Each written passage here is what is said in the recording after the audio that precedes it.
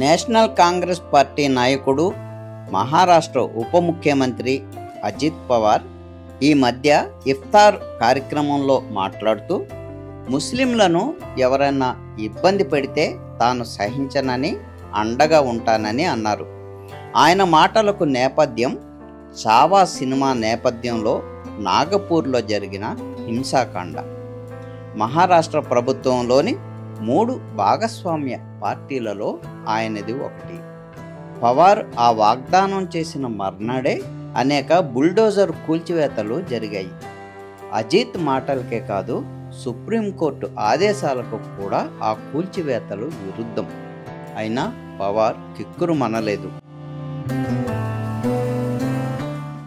ఆంధ్రప్రదేశ్ ముఖ్యమంత్రి నారా చంద్రబాబు నాయుడు కూడా తన ప్రభుత్వం ఏర్పాటు చేసిన ఇఫ్తార్ విందులో పాల్గొన్నారు. ఆయన కుమారుడు మంత్రి నారా లోకేష్ కూడా స్వయంగా ఒక ముస్లిం కుటుంబం ఇంటికి వెళ్ళి పద్ధతి ప్రకారం ఉపవాస దీక్ష విరమణ చేయించారు. ముస్లింల ఆస్తులను అన్యాక్రాంతం కానివ్వబోనని చంద్రబాబు చెప్పారు. ఆయన చెబుతున్న మాటలకు విరుద్ధంగా వక్ఫ్ చట్టం సవరణ బిల్లుకు పార్లమెంటులో తెలుగుదేశం పార్టీ సమర్థకురాలిగా ఉంది. లౌకిక రాజకీయాల వారసత్వం కలిగి బీజేపీ నాయకత్వంలోని ఎన్డీఏ ప్రభుత్వంలో భాగస్వాములైన వారికి చాలా ఇబ్బందులున్నాయి. తమ విధానాలను, రాజకీయ అవసరాలను లేదా అవకాశవాదాన్ని బ్యాలెన్స్ చేయలేక ఆ పార్టీలు సతమతమవుతున్నాయి. కొన్ని పార్టీలు తమ ప్రత్యేకతలను నిలుపుకోగలుగుతున్నాయి, మరికొన్ని నెమ్మదిగా బీజేపీ మార్గంలోకి జారిపోతున్నాయి. తెలుగుదేశం పార్టీ ఇటీవలి తీరుతెన్నులు చూస్తుంటే గంగ చంద్రముఖిగా మారుతున్న క్రమం తెలుస్తోంది. తిరుమల తిరుపతి దేవస్థానంలో దైవ సేవల్లో అన్యమతస్థులు ఉండకూడదని, అది ఆలయ పవిత్రతకు భంగకరమని ఒక వాదన 10-15 ఏళ్లుగా బలపడుతూ వచ్చింది. 2014-19 హయాంలోనే అందుకు తగ్గ నిర్ణయం తీసుకోవడానికి ప్రక్రియ మొదలుపెట్టింది. చివరి ఏడాది బీజేపీతో తెగదెంపులు చేసుకున్నందున అది అటకెక్కింది. తిరిగి ప్రస్తుత హయాంలో అమలులోకి వచ్చేసింది. అన్యమత విశ్వాసులను గౌరవప్రదంగా ఇతర ప్రభుత్వ శాఖల్లోకి సర్దుబాటు చేస్తామని, సహకరించాలని చంద్రబాబు వారం రోజుల కిందట తిరుమలలో అన్నారు. ఈసారి ఆయన ఇంత అర్జెంటుగా విధాన నిర్ణయం తీసుకుని ఉండేవారు కాదు. కానీ పవన్ కళ్యాణ్ తిరుమల లడ్డూ విషయంలో సృష్టించిన కలకలం బాబు మీద ఒత్తిడి తెచ్చింది. ప్రాంతీయ పార్టీల క్రమ పరిణామంలో ఒక ముఖ్యమైన అంశం సిద్ధాంతాలకు తిలోదకాలు వదలడం. ప్రాంతీయ న్యాయవాదాన్ని, ఫెడరలిజాన్ని వదిలివేసిన తెలుగుదేశం పార్టీ స్థాపకుడు ఎన్టీఆర్ అనుసరించిన మత సామరస్య విధానాలను కూడా అవలీలగా విడిచిపెట్టింది. అయితే తెలుగుదేశం పార్టీకి కీలకమైన సామాజిక వర్గాలు, ఆర్థిక ప్రయోజన శక్తులు, ప్రజాశ్రేణులు, ఆంధ్రప్రదేశ్లోని సాంస్కృతిక వాతావరణం మతతత్వ ఉన్మాదానికి ఏమంత అనుకూలమైనవి కావు. అందువల్ల మతవాదులకు కొన్ని రాయితీలు ఇస్తే నష్టమేమిటి అన్న ధోరణి తెలుగుదేశం పార్టీలో నెలకొన్నది. జగన్మోహన్ రెడ్డి ప్రభుత్వానికి వ్యతిరేకించడానికి ఏ ఒక్క అవకాశాన్ని వదులుకోకూడదనే ఆతృత వల్ల జగన్ మతం గురించి, ఆ కాలంలో క్రైస్తవ వ్యాప్తి గురించి ఒక సెక్యులర్ పార్టీ మాట్లాడకూడని తీరులో చంద్రబాబు, ఆయన అనుచరులు మాట్లాడారు. ప్రభుత్వ స్థిరతకు ఏమాత్రం ప్రమాదం లేని ప్రస్తుత పరిస్థితిలో తెలుగుదేశం పార్టీ ప్రయత్నిస్తే మరింతగా తన సొంతదనాన్ని నిలబెట్టుకోవచ్చును. కానీ మిత్రపక్షం జనసేన నాయకుడు పవన్ కళ్యాణ్ ధోరణి కొంత అభద్రతకు కారణమవుతోంది. తాను కూడా సనాతనవాద హిందువుగా, హిందుత్వ సమర్థకుడిగా కనిపించకపోతే నష్టమేమోనన్న ఆందోళనలో చంద్రబాబు కొంతకాలంగా ఉన్నారు. అట్లాగని చేజేతుల తన రాజ్యంలో ఇతర రాజకీయాల ప్రాబల్యాన్ని పెంచాలని కూడా ఆయన కోరుకోరు. 4 నెలల కిందట విజయవాడలో విశ్వ హిందూ పరిషత్ వారి ఆధ్వర్యంలో పెద్ద హైందవ సమ్మేళనం జరిగింది. పెద్ద సంఖ్యలో జనం దానికి హాజరయ్యారు. విజయవాడ వంటి వామపక్ష అభ్యుదయ కేంద్రంలో అటువంటి సభకు అంతమంది రావటం విశేషమే. పొట్టొచ్చినట్టు కనిపించే మార్పులనే తప్ప చాప కింద నీరులా జరిగే పరిణామాలను గుర్తించలేని మీడియా ఆ సభ ప్రాముఖ్యాన్ని గుర్తించినట్టు లేదు. పతాక శీర్షికలు కాదు కదా, మొదటి పేజీ కవరేజీ కూడా కష్టమే అయ్యింది. చంద్రబాబు నాయుడే తన చేతిలోని మీడియాకు చెప్పి కవరేజీని కనీస స్థాయికి కుదింపచేశాడని బీజేపీ, విహెచ్పి శ్రేణులు సామాజిక మాధ్యమాలలో వ్యాఖ్యలు చేశాయి. ఎక్కువగా ఎంకరేజ్ చెయ్యకండి అని అధికార గణానికి సూచనలు అందాయని రాజకీయ వర్గాల్లో కూడా వినిపించింది. విహెచ్పి సభకు ఏర్పాట్ల దగ్గర నుంచి తరలింపు దాకా పవన్ కళ్యాణ్, జనసేన చేసిన సహకారం అధికంగా ఉందన్న వార్తలు కూడా వచ్చాయి. మరి పవన్ ఎందుకు అంత వేగంగా హిందుత్వ వైపు, సనాతనం వైపు దూసుకుపోతున్నారు? అది అతని ప్రయోజనాలకు అనుకూలమైనదేనా?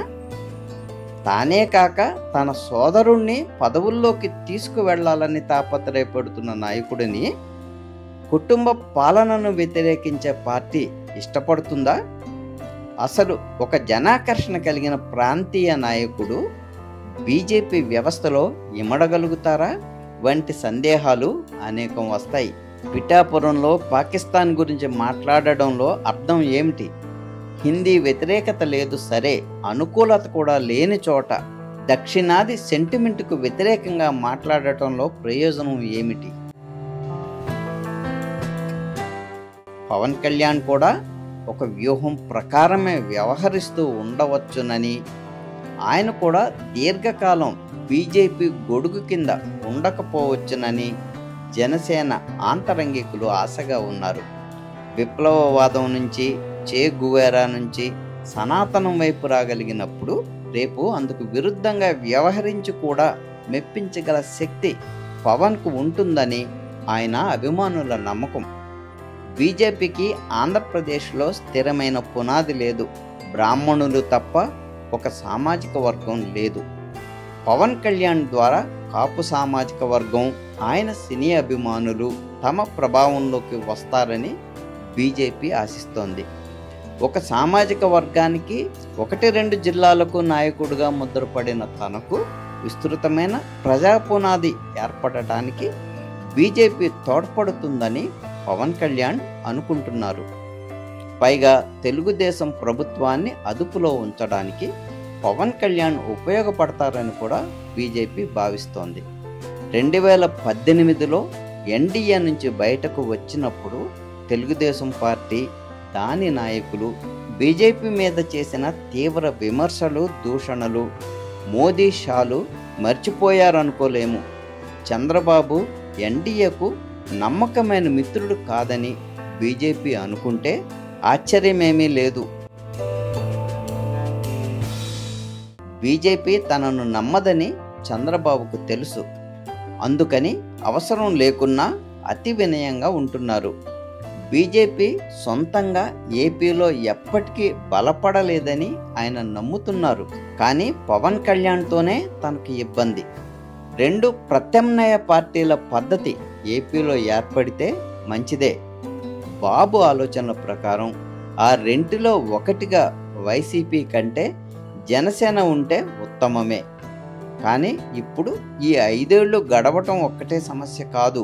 వచ్చే ఎన్నికలలోపు లోకేష్ను పీఠం మీద కూర్చోబెట్టడమో, కనీసం వారసత్వం ఖాయం చేయడమో జరగడం చంద్రబాబుకు అవసరం.